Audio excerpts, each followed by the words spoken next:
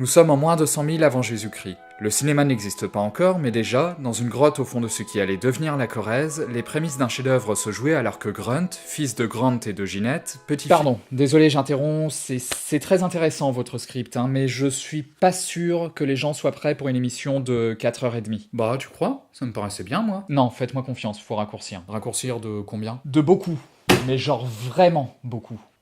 Bon ben, si tu le dis.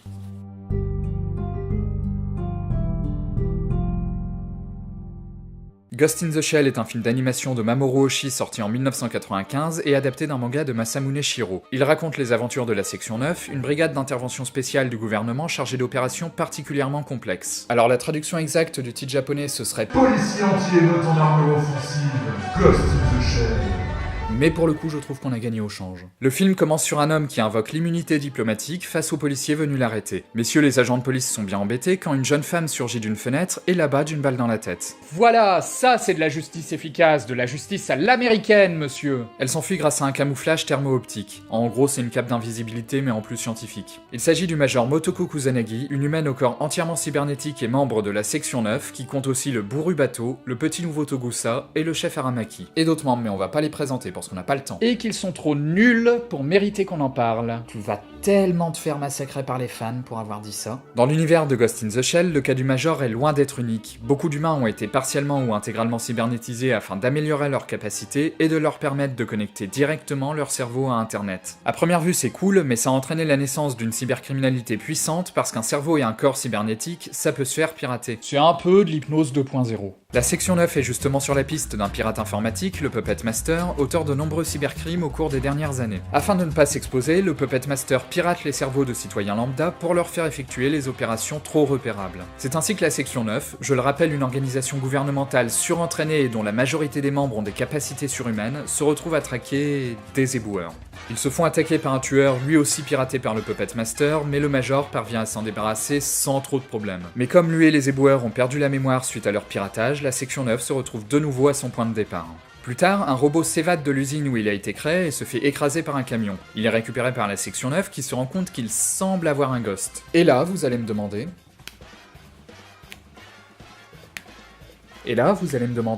On mange quoi demain midi? Vous allez me demander... Mais dites-moi, qu'est-ce que c'est un ghost? Ah, oui aussi. Un ghost, en gros, c'est une âme, la partie impalpable d'un individu constituée de ses souvenirs, ses émotions et sa conscience. En fait, un ghost, c'est assez dur de dire ce que c'est. Mais c'est facile de dire ce que ce n'est pas, je peux donc vous affirmer qu'un ghost, ce n'est pas un cassoulet au canard. Par contre, ça peut être un Patrick Swayze parfois. Ou un cassoulet de Patrick Swayze, mais je doute que ce soit très bon. Or, normalement, le ghost est le propre de l'humanité, ce qui ne peut pas être créé par la technologie et l'informatique. C'est ce qui différencie un robot qui n'a jamais été humain du Major, qui est né humaine et a été cybernétisé par la suite. Donc ouais, un robot avec un ghost, c'est un bouleversement, un peu comme si un œuf pondait une poule. Non mais commencez pas à faire des métaphores. Et ça touche pas mal le Major, qui du coup s'interroge. Elle, dont le corps est entièrement cybernétique, quelle preuve a-t-elle de son humanité si les robots peuvent développer leur propre ghost? Mais avant qu'elle ne puisse poser la question sur Doctissimo, la Section 9 reçoit la visite de la Section 6 qui explique que le robot contient le ghost du Puppet Master piégé dans cette enveloppe corporelle afin de pouvoir le détruire. On appelle ça un Ghostbuster. Voilà, ça c'est fait, on passe à la suite. Le Puppet Master commence à parler à travers le robot, mais alors qu'il évoque ses origines et un mystérieux projet 2501, le bâtiment est attaqué et le corps enlevé. Ça laisse un peu à désirer la sécurité de la Section 9. Et comme d'habitude, fin du film qui arrive, spoiler, tout ça, donc si vous voulez garder la surprise, je vous laisse sauter à ce moment de la vidéo.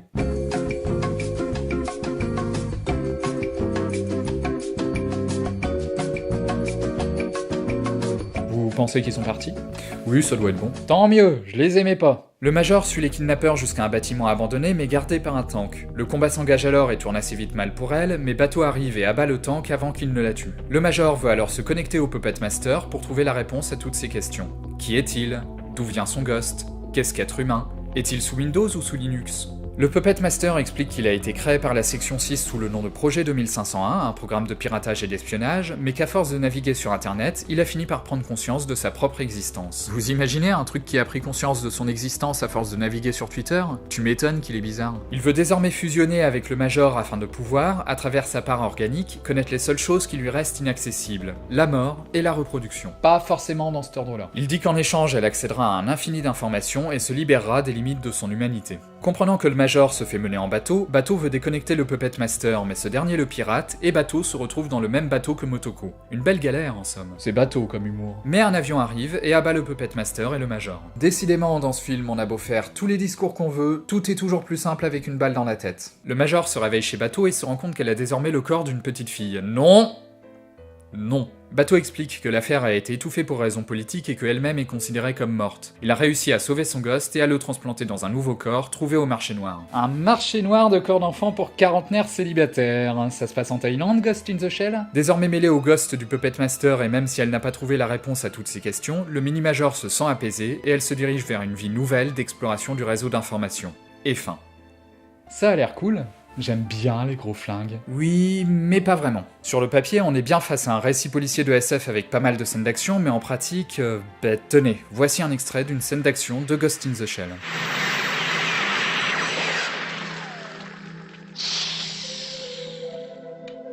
Il commence à me chauffer les oreilles.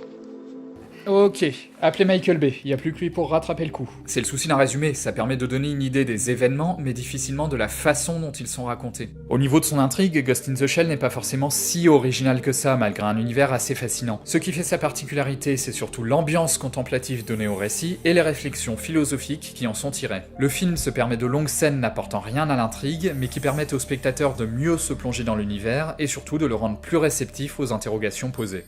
Fais chier. Oui, bon, ça marche pas avec tout le monde. Mamoru Oshii fait en sorte de ne pas briser cet état contemplatif même dans les scènes d'action, par exemple en faisant des choix musicaux à peu près à l'opposé de ce qu'on pourrait attendre d'une musique de scène d'action. Il veut pousser le spectateur à partager et développer les questionnements de ses personnages. Quelle est la place de l'humanité face à une technologie de plus en plus puissante? Qu'est-ce qui la distingue de cette technologie qui parvient de mieux en mieux à l'imiter? Ou encore, que devient la notion de reproduction pour un corps entièrement cybernétique? Ma réponse est oui. À quelle question? Je sais pas, j'écoutais pas. Le film apporte des pistes de réflexion mais pas de réponse définitive afin que le spectateur réfléchisse lui-même à ses problèmes. Au-delà de ses qualités formelles, je pense que c'est ça qui a rendu le film aussi culte au fil du temps parce que ses interrogations sont de plus en plus pertinentes dans notre monde actuel. D'ailleurs, Mamoru Oshii poussera cet aspect encore plus loin dans son deuxième film Ghost in the Shell qui est très bien mais...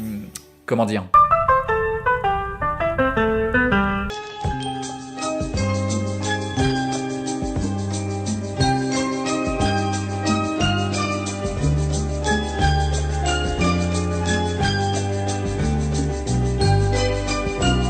Un peu lent.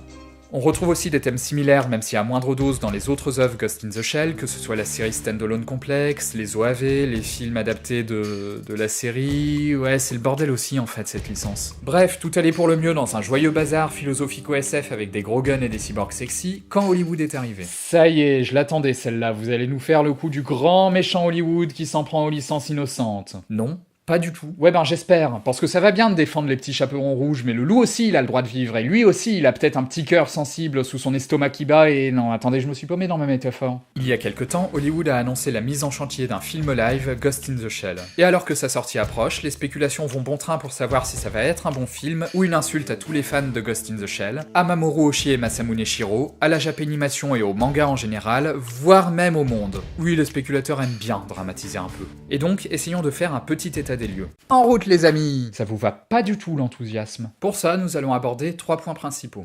Premièrement, le casting.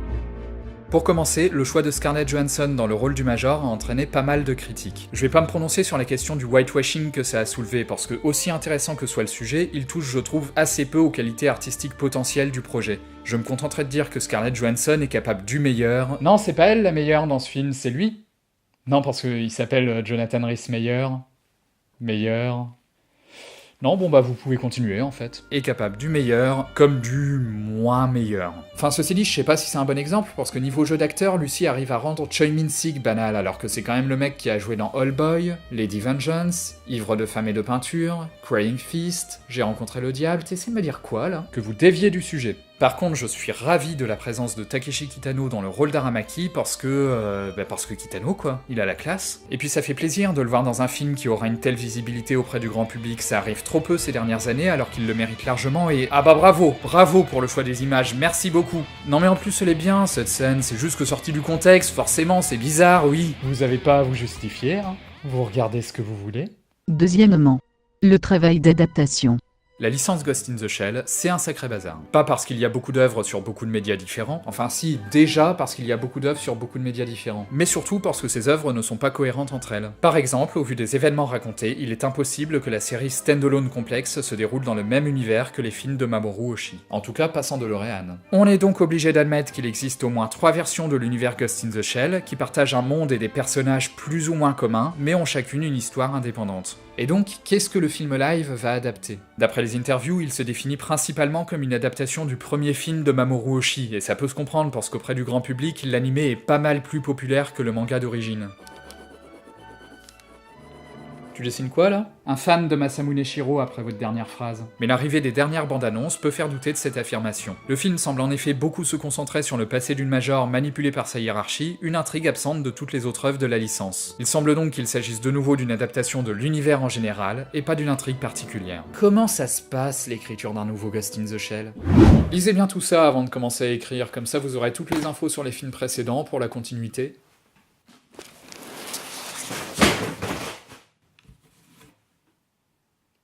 Quelle continuité? Et en soi, j'ai rien contre le principe d'une intrigue inédite, c'est un moyen comme un autre d'éviter la répétition ou de devoir faire tenir en 2 heures une histoire qui aurait eu besoin de beaucoup plus de temps. J'espère juste que le film sera plus original que ne le laissent penser les bandes annonces dans le traitement d'une intrigue déjà souvent vue dans la science-fiction. C'est un des paradoxes d'une adaptation, si elle reste trop fidèle au matériau de base on peut lui reprocher de ne rien apporter de nouveau, mais le spectateur excusera difficilement des changements dont il estime qu'ils appauvrissent l'œuvre. C'est logique, si vous avez un billet de 20€, ça vous ennuierait qu'on le remplace par une pièce de 10 centimes. Ouais, je crois que c'est la meilleure métaphore depuis le début de cette chronique. Et plus l'œuvre est culte, plus la pression est grande, car plus les maladresses, écarts malvenus et simplifications feront tâche comparé aux matériaux d'origine. Du coup, la solution, ce serait d'adapter des trucs dont tout le monde se fiche, et ok d'accord, j'ai rien dit, continuez à adapter des trucs qui intéressent les gens. Autant dire que l'équipe de Ghost in the Shell doit être sacrément... I want to break free. Pardon, mauvaise chanson. Under pressure. Troisièmement, les choix de réalisation. Bonjour, j'ai été programmé exprès pour ceux qui ont la flemme de lire. Alors soyons clairs, le film a l'air magnifique. L'univers est très travaillé et les bandes annonces regorgent de plans classe. Alors je sais bien que c'est des bandes annonces et qu'a priori s'il y a des plans moches ils vont pas être mis dedans, mais c'est tout de même plutôt positif. Quoique, une bande annonce de plans moches, c'est un concept à creuser. Oui, ça ressemblera un peu à un film de... Insérez ici un réalisateur que vous n'aimez pas. Beaucoup de ces plans sont repris au film d'animation, et c'est justement ce qui me rend moins enthousiaste. À première vue, c'est un plaisir de revoir des scènes de l'animé reprises presque à l'identique, mais est-ce que ça vaut vraiment le coup de voir un nouveau film pour ça? La reproduction est très bonne techniquement, et encore une fois ça a l'air magnifique, mais ce recopiage ressemble presque à un renoncement de la part de l'équipe du film, comme si elle estimait de base qu'elle ne pourrait pas égaler l'œuvre d'origine, à moins de l'imiter. Un renoncement ou une démarche mercantile cynique pour mettre de quoi draguer les fans de l'œuvre originale dans les bandes annonces, c'est possible aussi. Viens petit. Viens dans ma salle de projection, j'ai le Major en tenue moulante. Bien sûr, il peut y avoir plein d'autres explications à un tel choix artistique, par exemple la volonté de rendre hommage à un artiste qu'on admire, et ça ne fait pas nécessairement un mauvais film, mais je trouve juste dommage de ne pas profiter d'un tel projet pour amener quelque chose de nouveau. Pas forcément de mieux, pas forcément de révolutionnaire, ni qui s'oppose systématiquement aux matériaux d'origine, mais juste quelque chose de nouveau. Que le réalisateur reprenne une histoire ou un concept similaire, mais de façon au moins un peu personnelle, et en profitant des nouveaux outils mis à sa disposition par le changement de média. Ghost in the Shell, je veux un film en un seul plan séquence et en noir et blanc. Les personnages seront en pâte à sel et ce seront des danseuses étoiles qui mimeront les décors. Et puis, ce sera une comédie musicale, avec des chansons co-signées par Philip Glass et les Musclés. Un peu moins personnel, peut-être ? Parce que dans le fond, ce que j'attends d'un film adapté, c'est aussi ce que j'attends de tout film. Au moins qu'il me fasse passer un moment agréable, et au mieux que j'y sente la patte d'un artiste qui veut s'adresser à moi à travers son œuvre. Des fois, pour ça, il va choisir de s'éloigner beaucoup du matériau d'origine, voire même de le trahir, et je comprends que ça puisse déstabiliser, mais une mauvaise adaptation peut donner un excellent film. Et une excellente adaptation, un mauvais film. Et une excellente adaptation, un excellent film. Et une mauvaise adaptation, un mauvais film. Ça va, je crois qu'ils ont compris. Donc voilà, Ghost in the Shell, je l'attends avec un mélange d'inquiétude et de curiosité, et j'admets tout à fait que ce que j'en attends est un peu contradictoire. Le fan en moi aimerait bien retrouver ce qui lui a plu dans l'animé, mais en même temps j'aimerais qu'il s'en éloigne assez pour ne pas juste en être un reflet. C'est ce qu'a fait Mamoru Oshii avec le manga dans le film de 1995. Il a imposé ses thèmes et son style, et pas seulement par des changements au niveau de l'intrigue. Il a créé une œuvre bien moins nerveuse que le manga, en a supprimé presque tout l'humour, et a développé une réalisation très posée, afin de nourrir son adaptation avec sa propre sensibilité et ses propres questionnements. C'est une œuvre à part entière qui mérite qu'on en parle en tant que film, sans la limiter à son statut d'adaptation. C'était l'Archiviste, merci d'avoir suivi cette émission, et à bientôt.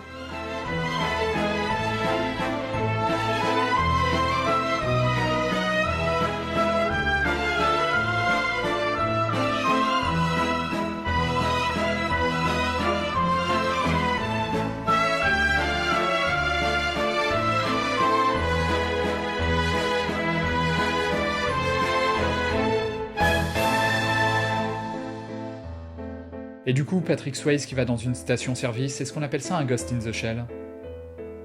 Désolé.